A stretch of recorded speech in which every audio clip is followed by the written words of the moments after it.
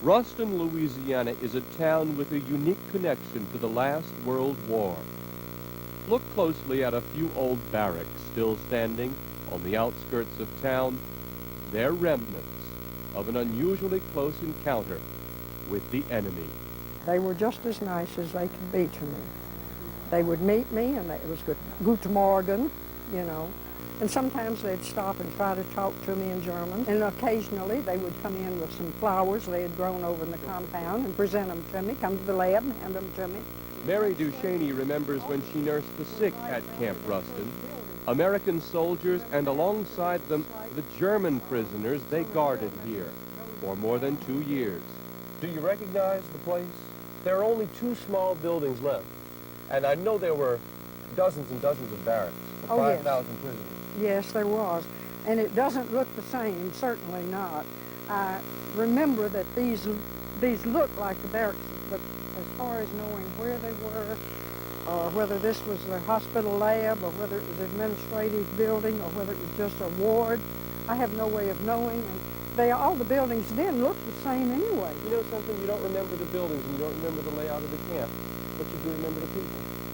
Unsere beiden Schatten sahen wie ein aus, dass wir lieb uns hatten, das sah man gleich darauf.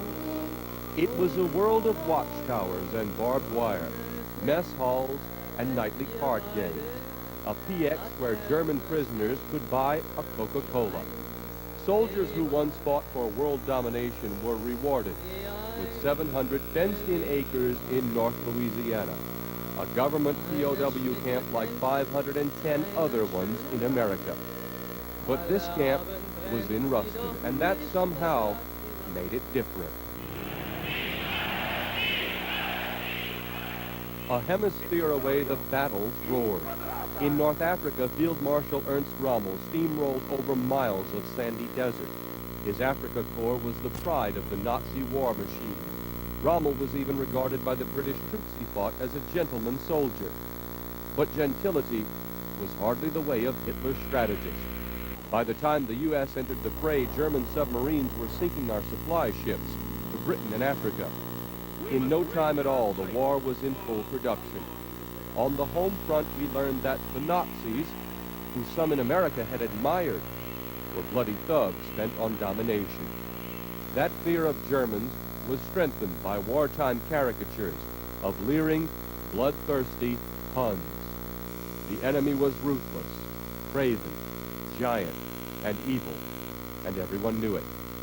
But they were not invincible, as time and again Allied offensive hemmed up thousands of captured troops. Rommel's Africa Corps was decimated. These tank gunners and infantrymen were shipped to camps in the States. By train, the Africa Corps traveled into the heartland. Last stop for some, Camp Ruston, where they were fingerprinted, cleaned up, and searched. Several times we would come by to pick up freight or something and have 3 or 4 of them on the back of the truck with a guard. And we stopped back to the house and drink coffee, and never nobody ever complained about it. And none of them ever tried to escape.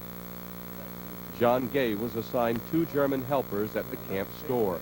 They knew they couldn't get away anyhow, so they didn't want to lay out anymore. I imagine they had a kind of rough time though.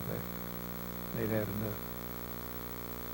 But I'll tell you this, from what I saw, they had little or no respect for their officers.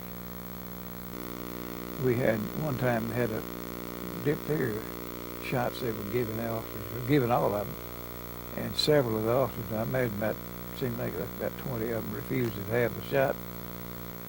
So they walked them down in front of the exchanges, and the boys hung on a fence and jeered them all the way down there to the hospital. They forced them to take that shot. They done their own cooking and made their own bread and everything. Harold Buckland guarded the Germans on trips into town and took them on work details as an MP. I should bring in the grub it, and they made their own. Boy, they made good stuff. When I come into Harold, you couldn't say Harold. Come on. I go in there, they have a big square can like that of coffee and a big hunk of bread and butter. Boy, I stayed there. But you were the guard. They had better food than in the Army? Better than we had. For all the propaganda we had absorbed, this was a turning point in blind hatred. Many families had reason to hate, but these Huns, for a few people in Ruston, now had faces, normal, even nice-looking faces. And by all accounts, most of the enemy were not only clean and friendly, they were smart and even polite. There was a lot of propaganda in the radio and the newsreels and in school.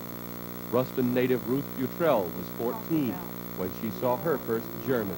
My best friend and I were standing on the platform downtown Ruston. Her name was Spione. Waiting for the train to go, and it was going by real slow, and there were open box cars, and we realized that these were German POWs, and we knew about the camp, but we of course never been in it, but we knew that it was there. And we just got real still, and all of a sudden all of these boys started calling and waving and smiling. And we just waved and smiled back. It just seemed like the thing to do. And the train went by very slow, and I don't remember how many cars of POWs there were, but it seemed like a lot of them at the time. But we had been watching all through the war the newsreels at the movies, and the radio, of course. And our idea of Germans was the Nazis, you know, and we were the good guys. But here, all these sweet-faced young boys go by, just smiling and waving, and it just kind of stunned us. And after they went by, we wondered how they were being taken care of out here. We wondered how they were treated. Sag mir,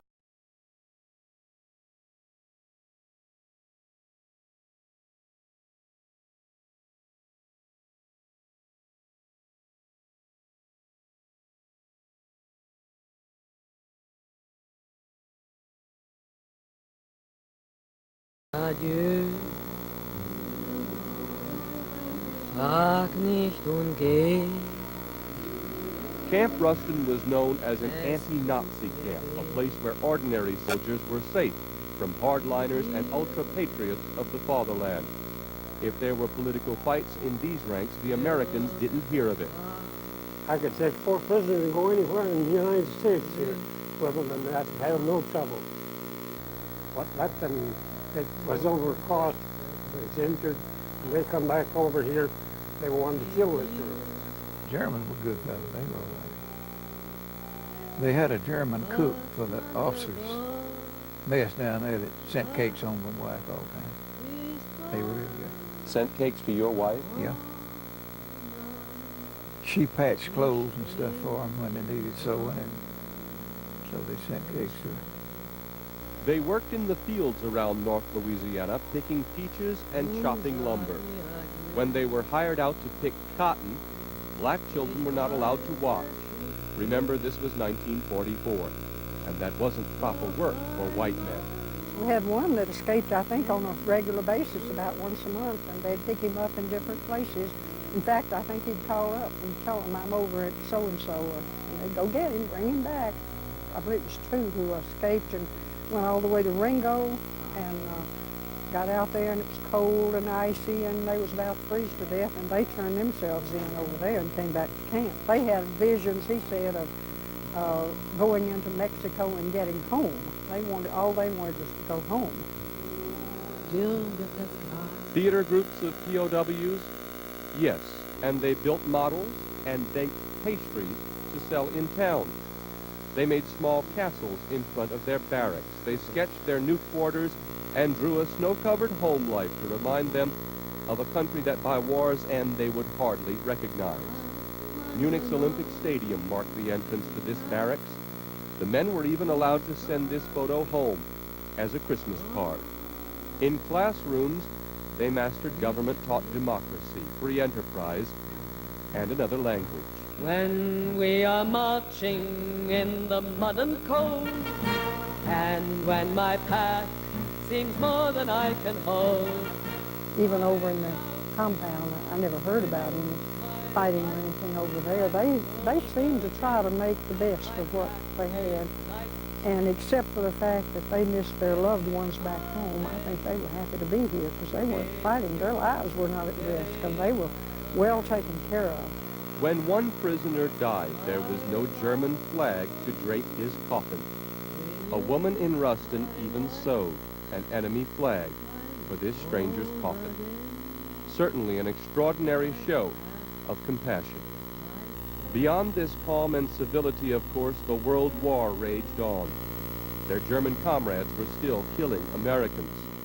In a little-known twist of heroism and espionage, quiet Camp Ruston again was brushed by the war outside. On June 4th, 1944, off the coast of French West Africa, a carrier group was stalking a deadly stalker, hunting German U-boats. They found one. Contact evaluated as sub and making attack. In a courageous plot, American sailors planned to board the floundering U-boat. When the crew bailed out and tried to sink U-505, the Americans jumped inside on the high seas. The German command assumed the boat and her crew went down. This 2 days before the invasion of Normandy. Inside were secret codes and high technology. And what happened to the crew? They were taken care of, and these elite wolf pack mariners were taken to Camp Ruston. Mary Duchesne says she was sworn to secrecy when she processed these new arrivals. They had a crew, and they was, I guess you'd call them sailors, submarine crew anyway. They had them all lined up, and there must have been about 100 of them. There was just a bunch of men out there, and I had to process them all. And they told me then, Captain Wheeler told me that they had captured, the United States had captured a submarine that Germany did not know. They thought it was sunk. And he said, now, we've got their codes and everything, and if you let this slip, what's happening, then our boys, they will change the code, and our boys, our sailors, and maybe some of our troop transports could be sunk. So, you know, I didn't say anything about it. They kept their barracks immaculate. A lot of the Red Cross reports that we found in the archives records indicate that the inspectors were amazed that the grounds were immaculate. You could get off the ground and things like that. And this is just indicative of that. They came in and made a place for themselves to live. Today, the secrets of Camp Ruston can be literally uncovered. Just dig down 6 inches. Mark Scalia is a history student at Louisiana Tech. Some people remember this. Some people are fascinated by the cultural exchange between 19-year-old German youths that were in the Africa Corps. They were in the U-boat Corps, you know, very stark reminders of the German military in Ruston, Louisiana. I mean, the social implications are staggering when you understand that you have people that were brought up under the guise of Adolf Hitler, brought to rural north central Louisiana. And that's very intriguing in how the two areas adapted to one another. What are you looking for? What else can tell us what these guys did behind barbed wire? As we expanded that, we went further back and found what we term the patios. They're brick landings. They're laid out, one in a herringbone fashion, one straight crisscross fashion, that coincide with the measurements of the building. And the implication, of course, is they built these things to make their barracks look nice. We found one in this barrack, and it gives you a pattern. It shows you how these people live. We hope to recreate that whole atmosphere by going all the way through this and finding perhaps more castles, a stadium, anything that says, hey, I was made by a German 47 years ago. Right at that crossroads is where the double gate was, and the fences ran along this line here. Vince Spione is eager to tell the true story of Camp Ruston. He's organized as much memorabilia and as many of the old stories as he can. People with stories to tell are starting to come forward now. It's not unusual, for example, for me to sit in my office and get a phone call and say there's an ex-POW up front, and they come back to see where they were kept. I don't imagine people who would have bad experiences want to bring their families and take pictures and almost come back like it's a Disneyland. They come back and they have good stories. They sit down and have picnics with their families and tell us about their experiences at Camp Ruston. Just recently, we had an Italian prisoner came back by himself. I think one of the interesting things about his story is, and he told us as he left here, save those 2 buildings, there's nothing else left. He had gone to the other camps that he was kept. There is nothing left, and this is one of the few things in the United States that's left. If you think about, and you ask yourself this question, how many sites for World War II are on American soil? There are very few. Pearl Harbor, there are for sure some others, but here's one also, and that's what we're trying to tell the story of. That's one thing we can be proud of, in my opinion. You may not share it, but I think we can be proud of the fact that we took soldiers that had fought our boys and possibly killed some of them and treated them humanely and well. I've seen them come in. Society is judged by the depth of its humanity, the charity we showed? We did not try to do what the Germans were doing or the powers that be to them. I understand that our boys weren't treated that well, but we treated them with kindness and consideration for the most part. There are many more stories about ordinary life and some not-so-ordinary tales of how 2 warring cultures got along here. If the measure of a society is the depth of its compassion, there may be an enduring lesson to be found in so small a corner of this warring world.